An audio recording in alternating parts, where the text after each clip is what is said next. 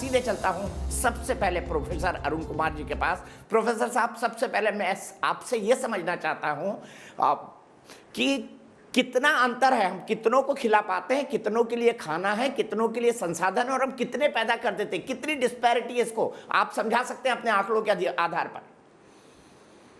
देखिए, जो आपने जनसंख्या की बात की है, वो सोशियो इकोनॉमिक एक फैक्टर होता है। अगर आप सबको रोज़गार देंगे, तो जनसंख्या अपने आप में समस्या नहीं है। जैसे कि जापान में हमारे यहाँ से लैंड मास कम है, रिसोर्सेज़ कम है, लेकिन उनका जो डेंसिटी ऑफ पॉपुलेशन वो हमसे कहीं ज़्यादा है।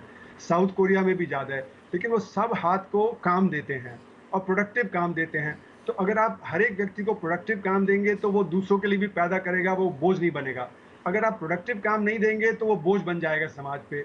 जैसे कि अगर एक परिवार में देखें, जब बच्चे बड़े हो रहे हैं, तो माता-पिता को उनका जो पालन पोषण करना पड़ता है। जैसे ही बच्चे बड़े हो जाते हैं, वो जो फिर परिवार को कंट्रीब्यूट करते हैं, तो जो परिवार की सुख समृद्धि और बढ़ जाती है। तो इसलिए मेरा मानना है कि पॉपुलेशन कंट्रोल तो एक लॉन्ग टर्म फैक्टर है।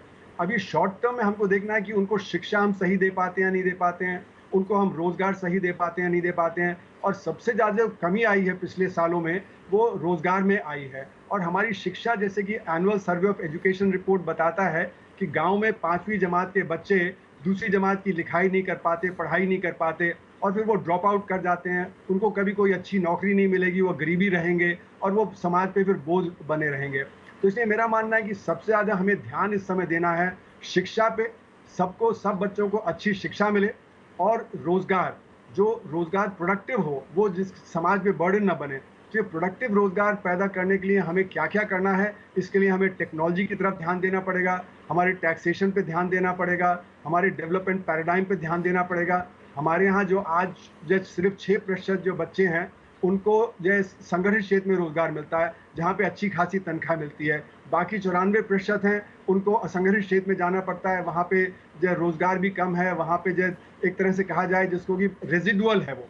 मतलब कि जिसको काम संगठित क्षेत्र में नहीं मिलता, वो फिर असंगठित क्षेत्र में आ जाता है। क्योंकि हमारे देश में ये देखा गया है कि एक तरह से जो संगठित क्षेत्र है, उसमें ऑटोमेशन बहुत ज़्यादा हो रहा है, और ऑटोमेशन के चलते हुए वहाँ पे जॉब्स नहीं बन रहे हैं।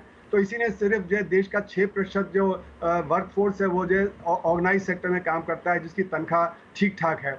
94% जो हैं, वो एक तरह से जो सही काम नहीं मिलता है उनको, वो रेज़िडुअल हैं, और जैसे वो ठेला चला लेंगे, रिक्शा चला लेंगे, या जो सिर पे बोझा जो ढोलेंगे, वो इसी तरह का काम करते हैं जिसमें कि ज़्यादा प्रोडक्टिविटी नहीं हो सकती है। तो हमें एक सुनियोजित नीति के चलते हुए, अपना डेवलपमेंट पैराडाइम को देखते हुए ये होगा, तो फिर सोशियो इकोनॉमिक ट्रांसफॉर्मेशन खुद अपने आप होगा। जैसे कि आपने देखा कि 90 के दशक के बाद हमारा पॉपुलेशन रेट ऑफ ग्रोथ कम होता चला गया है, क्योंकि जो बर्थ रेट है वो गिरता चला गया। जैसे-जैसे परिवार मतलब सुख समृद्धि होती है, तो वो फिर ज़्यादा बच्चे नहीं पैदा करते, वो 1 या 2 ही बच्चे जो रखेंगे वो। पर लेकिन जो गरीब परिवार है, उसको लगता है कि अगर हमारे 5-6 बच्चे नहीं हुए, तो बच्चे मर जाएँगे, तो हमारा अब जब बुढ़ापे में कौन सहारा होगा, तो इसलिए वो ज़्यादा बच्चे पैदा करेंगे। तो हमें कोशिश करना चाहिए कि जल्दी से जल्दी सोशियो इकोनॉमिक ट्रांसफॉर्मेशन हो जाए हमारे देश में, जिससे कि शिक्षा अच्छी हो, रोज़गार सही हो, तब जाके ये पॉपुलेशन की भी समस्या कंट्रोल में आ जाएगी।